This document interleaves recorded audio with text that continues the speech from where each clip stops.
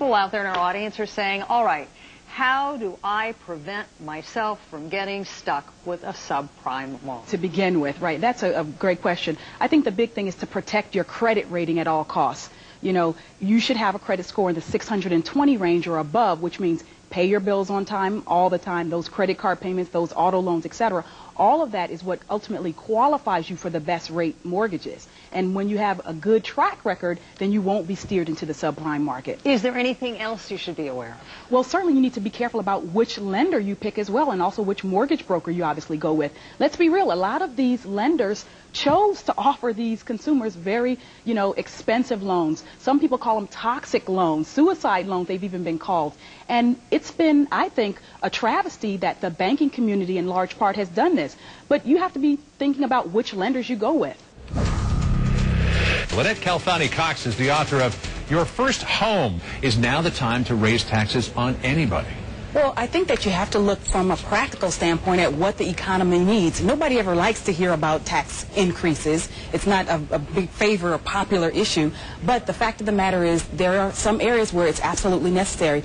John McCain is talking about for small business owners, for example, giving them tax breaks for those who want to invest in their companies, invest in technology, make investments in equipment, things of that nature. I think that'll play actually quite well with the small business community as well.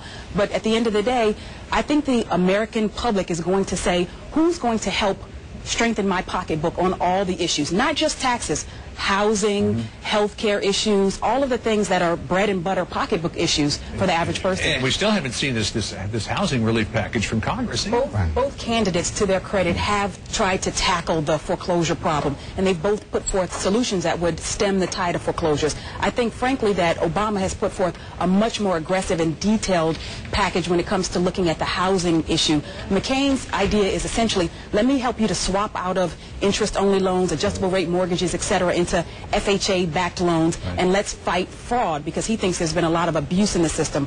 Obama has done similar proposals, but he's also taken that a step further and said a mortgage tax credit, let's reform the bankruptcy code to allow judges to be able to tweak somebody's mortgage payment. So I think those are the kind of issues that really are going to resonate with voters.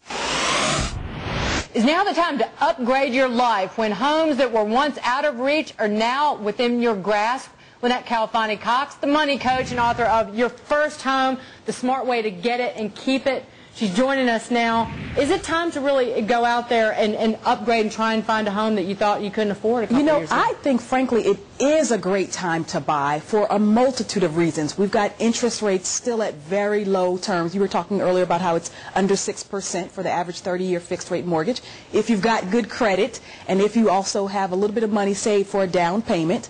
The other thing, though, is that prices. We've got the latest home data come out, again, about foreclosures, about sales volume being down, and that spells opportunity for would-be home buyers.